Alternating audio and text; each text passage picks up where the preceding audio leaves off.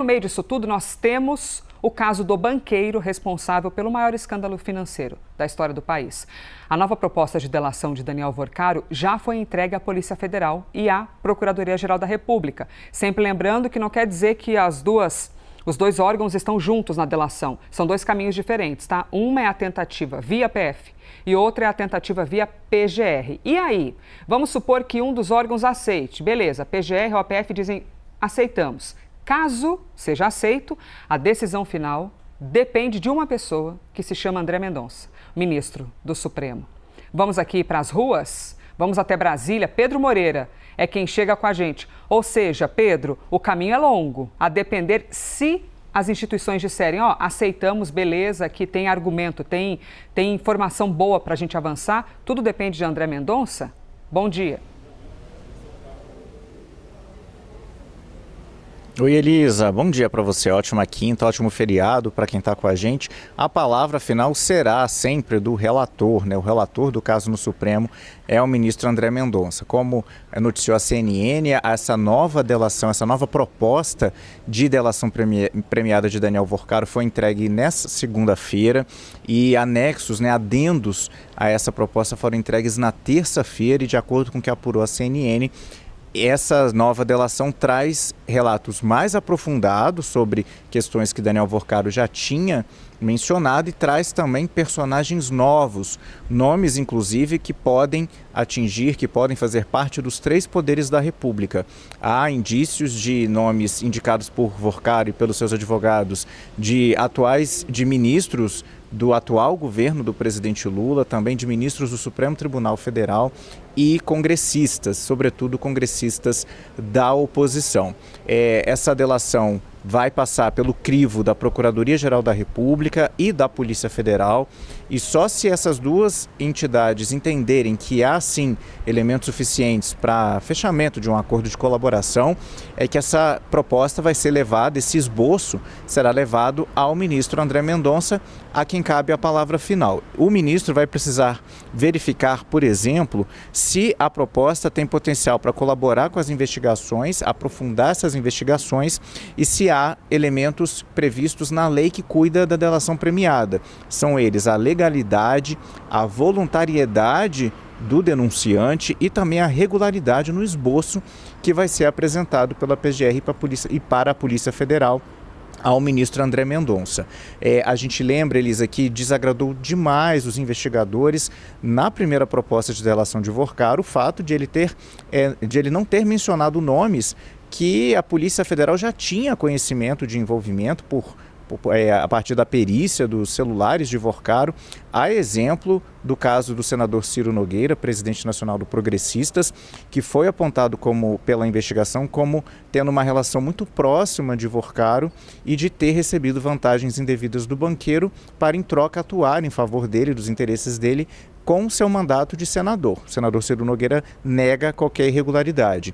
Outro caso também que foi trazido à tona pela imprensa, o pedido, as negociações do senador Flávio Bolsonaro, pré-candidato à presidência da República pelo PL, para o patrocínio do filme que se baseia em um momento, em um trecho da vida do ex-presidente Jair Bolsonaro, e também veio à tona pela imprensa, mas já era de conhecimento dos policiais federais, já que o material também tinha sido encontrado em um dos celulares do banqueiro. Sobre isso também o senador Flávio nega qualquer irregularidade, alega que era um patrocínio privado para o filme sobre o pai dele. Ainda sobre essa questão da delação, a gente lembra que ela não é considerada prova, né, Elisa, pela Justiça. Então, ela vai servir de base para novas linhas de investigação e para aprofundamento das investigações que a Polícia Federal vem conduzindo. Daniel Vorcaro também precisa apresentar elementos de prova concretos e ajudar a Polícia Federal a localizar novos elementos de prova que possam embasar uma denúncia. Sobre isso também, só depois de aprovado pelo ministro André Mendonça, é que o Supremo, na figura do relator, vai definir quais os possíveis benefícios que Vorcaro pode ter no curso desse processo, né, lembrando que ele já tinha recebido um benefício inicial de ser transferido do complexo penitenciário da Papuda, ou melhor dizendo, né, da Penitenciária Federal de Segurança Máxima de Brasília, que fica próximo ao complexo da Papuda, para a Superintendência da Polícia Federal aqui no Distrito Federal, onde ele está no momento. Isso já tinha sido uma etapa dessas negociações, né? Agora é preciso saber quais os benefícios que ele vai ter no curso do processo, como redução de penas, né, ou redução no valor de multas a serem pagas. Enfim, isso tudo vai ser definido pelo relator, caso ele aprove essa delação. E, Elisa, uma última informação também envolvendo esse caso, já para te devolver, é que o ministro André Mendonça decidiu que o irmão do senador Ciro Nogueira, Raimundo Neto e Silva Nogueira Lima, não vai mais precisar usar tornozeleira eletrônica. Ele tinha sido alvo da 5ª fase da Operação Compliance Zero no começo de maio, e ele é apontado como administrador de uma empresa que teria comprado de outra empresa administrada por um primo de Daniel Vorcaro, por um valor muito abaixo do mercado. Essa transação teria sido no valor de R$1 milhão, quando as ações dessa empresa valeriam 13 milhões de reais para a Polícia Federal. Isso é um indício de tentativa de ocultação de vantagem indevida recebida pelo grupo do senador Ciro Nogueira. O irmão do senador continua sendo investigado, mas o ministro André Mendonça entendeu que ele não precisa mais ser monitorado o tempo todo. Ele não apresentou nenhum elemento que comprovasse que ele poderia atrapalhar as investigações, e também contou nessa liberação o fato dele ter se disponibilizado a ajudar o trabalho dos investigadores, das autoridades. Inclusive, havia uma determinação do Supremo para que ele devolvesse o passaporte dele. Ele tinha feito isso, mas ele também entregou às autoridades voluntariamente um passaporte português, ele que tem também nacionalidade portuguesa. Isso foi visto também como um gesto de boa vontade e ajudou nessa diminuição de monitoramento no caso do irmão do senador. Elisa. Pedro Moreira conversando com a gente ao vivo da Capital Federal sobre esse caso, que parece que a cada dia a gente descobre algo novo, né? Inicialmente, um grande escândalo, que já haveria de ser uma grande notícia se ficasse ali restrito apenas à tentativa de relação entre Master e BRB. Aí virou caso de polícia. Muito obrigada, Pedro Moreira. Aí virou caso de polícia, Master com BRB. Aí depois vem a tentativa de vender parte para a Fictor. Aí a Fictor depois entrou com pedido de recuperação judicial. Aí depois a gente descobriu os fundos de investimento, REAG, e vários fundos abaixo que seriam usados pelo banco para você passar dinheiro, e entram lá R$100 e no milagre da multiplicação sai R$1 milhão. Entre tantas outras coisas. Aí esses fundos de investimento que fizeram campanhas, né? Campanha para doação de campanha para Jair Bolsonaro, para Tarcísio de Freitas. Aí o questionamento de, mas recebeu o dinheiro, isso significa um problema, mas esse dinheiro, a origem é qual?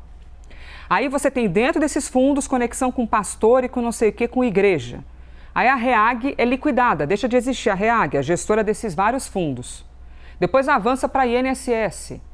Por isso que foram parar o Banco de Vorcaro na época CPMI do INSS, a comissão do INSS. Por causa do que era vendido para pensionistas, né? Que suspeitas de caminhos estranhos. Aí depois você tem o investimento em fundo de previdência. Dinheiro de previdência, de estados, de cidades, investidos no Banco Master. Aí você vê aqui a quantidade de vezes que eu falei só nessa frase, e aí. E aí chega em Cláudio Castro, que colocou alguns bilhões no Banco Master, e depois descobre-se uma relação de Daniel Vorcaro com Cláudio Castro. E quando é dinheiro de previdência, não é que nem investimento em CDI, CDB, que você tem ali o seguro do FGC. Você não tem. Mas esse dinheiro vai ter que sair de algum lugar. E às vezes do dinheiro do povo para bancar o dinheiro que era de pensionista, que foi investido num banco. Aí dinheiro do Amapá.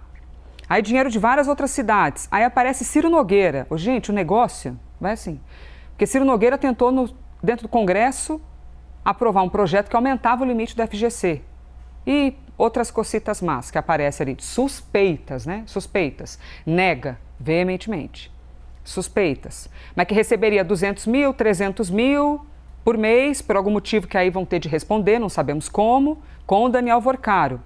E olha que eu nem falei dos apartamentos milionários, né? Entre Paulo Henrique Costa, o ex-presidente do BRB, e Daniel Vorcaro. Aí vem Dark Horse, aí vem o filme, aí milhões para patrocínio do filme. Aí a PF abre uma investigação para entender se dinheiro desse filme foi para o Eduardo Bolsonaro. Matheus Teixeira. Olha, a gente nem sabe mais se o mais importante é aquilo que tem uma quantidade grande de dinheiro que foi investido, se o mais importante desse caso são as relações políticas, se o mais importante é o fato de ter usado dinheiro de previdência, não dá nem para entender mais. Mas chegamos aqui ao momento de delação premiada, de proposta de colaboração premiada.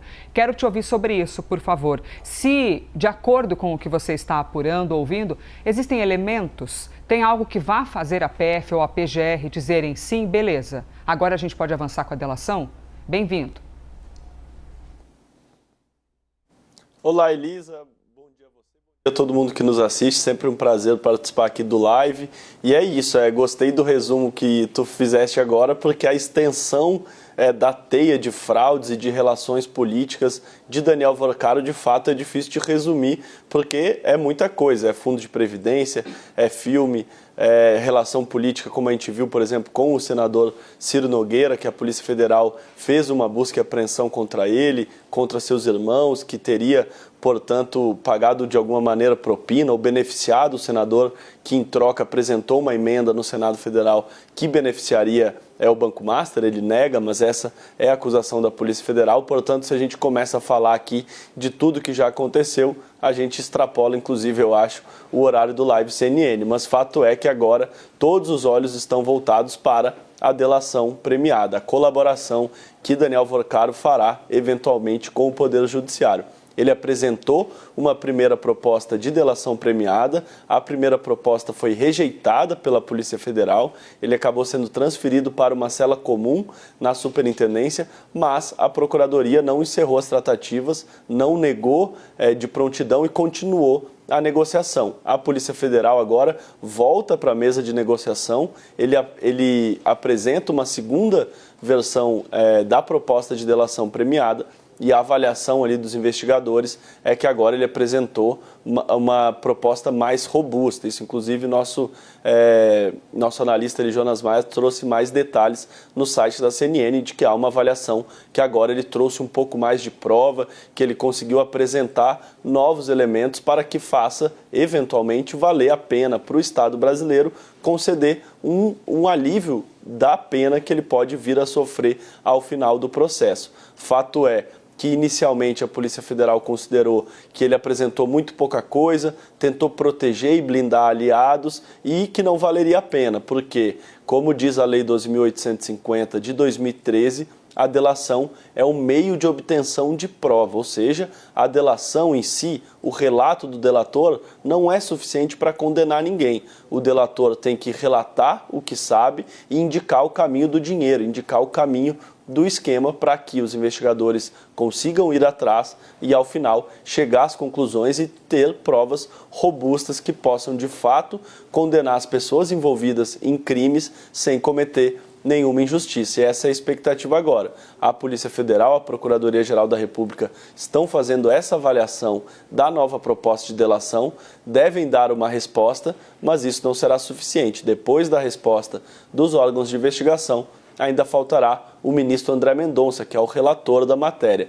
Cabe a ele homologar essa delação. E só depois de homologada que ela surtirá de fato os efeitos jurídicos, ou seja, que ela poderá eventualmente repercutir como não um perdão de pena, porque por se tratar de um líder de organização premiada, ele não pode ter esse perdão total, mas ao menos um alívio da situação dele perante a justiça. Elisa. Matheus, quanta coisa, hein? Não, e eu tô aqui te ouvindo e pensando que eu fiz o resumo antes e olha que até eu falei, o que será que é o que mais chama a atenção? Nem citei as questões do Supremo. A relação com o escritório de advocacia da esposa de Alexandre de Moraes, que aí cada um também vai caminhar para provar, não, mas é só prestar um serviço? Não, mas é uma esposa de um ministro do Supremo? Não, mas se isso tem problema ou não, mas enfim, tem todo esse caminho. Dias Toffoli, Maridit, esse espaço lá no sul do país, aí a venda de não sei o quê. Aí quando apreende celulares, Dias Toffoli diz para lacrar o celular, Ó, ninguém mexe no celular, viu? E ao invés de ir para a polícia, que é o rito de sempre, que a polícia apreende, a polícia leva para a polícia. Ele falou assim, não, traz aqui para o Supremo e traz tudo lacrado. Aquele dia, realmente, nós não vamos esquecer. E, sem contar, dizer para a PF que a PF demorou a fazer a operação. Enfim, gente, sério, tô curiosa para um livro aí que alguém vai fazer no futuro sobre todo esse caso. Quando a gente fala, entre tantas coisas aqui que a gente vai aos poucos lembrando, né, dessa grande teia que é o Master, tem a questão que diz respeito à produção cinematográfica, que é o filme sobre o ex-presidente da República. E que aí você tem um outro caminho, né, Matheus? Porque você tem qualquer produção de filme, pode pedir qualquer patrocínio para qualquer instituição. E é super comum que bancos patrocinem, impulsionem cultura e tudo mais. Mas aí tem uma outra questão, que é Flávio Bolsonaro, que foi questionado publicamente, disse que nada disso existia, ainda chamou o jornalista de militante, aquela agressão, e depois foi descoberto que, na verdade, o jornalista estava falando a verdade, e tudo que veio depois da relação com Daniel Worcaro, e agora até a PF investigando se parte da grana do filme Dark Horse teria ido para Eduardo Bolsonaro nos Estados Unidos. O que a gente tem, Matheus, de novidade sobre a ação do caso Master e do filme no Tribunal Superior Eleitoral? Vamos agora abrir uma nova pasta, já dentro dessas tantas pastas de assuntos. São muitas pastas e esse é um novo capítulo, porque o Tribunal Superior Eleitoral recebeu também algumas ações sobre o caso. A primeira delas do próprio PL, do partido do pré-candidato a presidente, senador Flávio Bolsonaro, contra, vocês vão lembrar, aquela pesquisa da Atlas Intel, em que aparece que ele caiu nas pesquisas após a revelação do áudio. O que a campanha afirma é que, na verdade, a pesquisa mostra o áudio para o entrevistado e, portanto, de alguma maneira, estaria direcionando as pessoas a darem uma resposta contrária a Flávio Bolsonaro. Eles afirmam que a pesquisa é fraudulenta e foi induzida a prejudicar o pré-candidato. A Atlas Intel, no entanto, nega, afirma que ela foi feita da maneira correta, que o áudio não era apresentado antes da resposta, mas enfim, narrativas à parte, fato é que está no TSE uma demanda sobre isso, que envolve a pesquisa e o caso Master. Além disso, há outros 2 processos movidos por 2 diferentes deputados do Partido dos Trabalhadores que pedem para o Tribunal Superior Eleitoral investigar o financiamento ao filme Dark Horse, que narra a trajetória do ex-presidente Jair Bolsonaro. Como a gente sabe, e inclusive o próprio Flávio Bolsonaro afirma, houve sim o repasse de verbas milionárias do Banco Master para financiar esse filme em homenagem ao ex-presidente. E segundo os deputados do PT, esse financiamento tem que ser investigado e isso também tem que ser apurado perante a Justiça Eleitoral, porque trata-se de um filme que deve ser lançado em meio ao período eleitoral e, portanto, ele poderia incidir, influenciar a disputa presidencial e, uma vez que influencia a disputa eleitoral, o financiamento de uma peça que faz essa influência também tem que ser acompanhado de perto pelo Judiciário. Os deputados afirmam que ele pode ter incorrido em abuso de poder econômico e em abuso de poder político e pedem para o TSE aprofundar essa investigação. Para concluir, Elisa, só interessante a gente pontuar o motivo de o ministro Cássio Nunes Marques ser o relator. Perdão, vou ter de pegar daqui porque apareceu um barulho, uma coisa diferente aí que a gente vai entendendo o que está acontecendo. É tanta energia, é tanto poder ali de Matheus Teixeira que tem algo ali misterioso acontecendo. Já já a gente volta contigo para essa parte de, para concluir, Cássio Marques, fiquei curiosa para ouvir o que é, mas em instantes a gente volta contigo, tá bom, Matheus? Para a gente compreender essa caminhada no TSE, como é que fica isso nas mãos de Cássio Nunes Marques, que será o relator de casos Master e Dark Horse no TSE, ele que é agora, inclusive, o presidente do TSE, ele foi sorteado para isso.